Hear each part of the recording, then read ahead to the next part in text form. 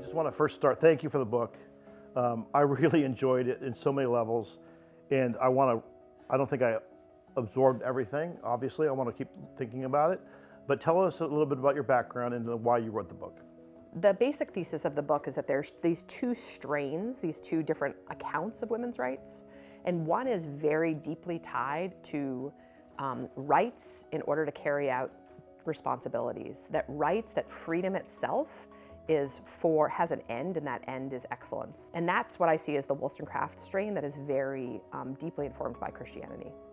And I draw out that strain and how it was, the first two chapters give an account of Wollstonecraft's understanding of rights and duties and virtue, and her account of motherhood and fatherhood and the importance of those and the importance of the cultivation of virtue in the home and that teachers do.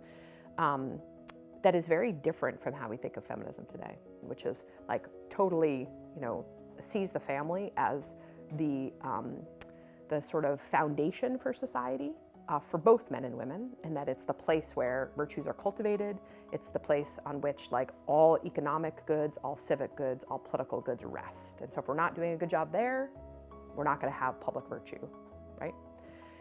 The other strain that's competing with this strain that comes up a little later after Wollstonecraft is through John Stuart Mill, and then which is what we would call a libertarian strain, right? So it's freedom without an end.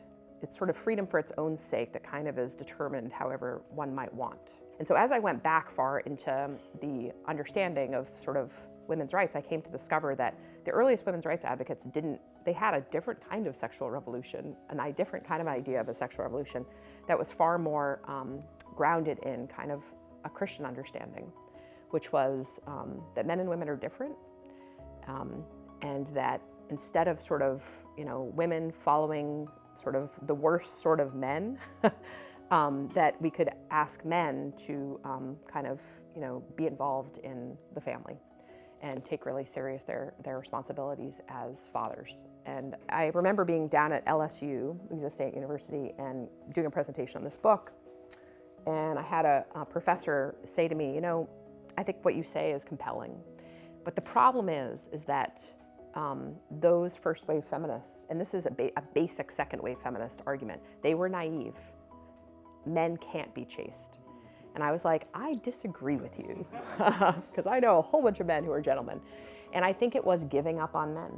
I think the really most important thing what this book is doing is saying that as Americans, we think a lot about excellence, but not about human excellence. So we think about there are excellent athletes, and there are excellent movie stars out here, and there are excellent poets, and there are excellent, we don't think about poets very much in this country, but excellent musicians. And we have a sense of excellence. We see it, we know it, but we don't want to talk about human excellence.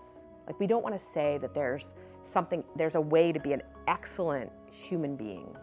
What it is to be excellent, in my view, in my account, is basically to carry out, it's Wollstonecraft's account, it's to carry out our obligations to others virtuously, with virtue.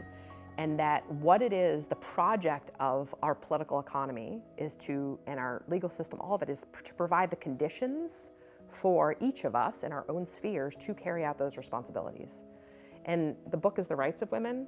The book is deeply concerned with the responsibilities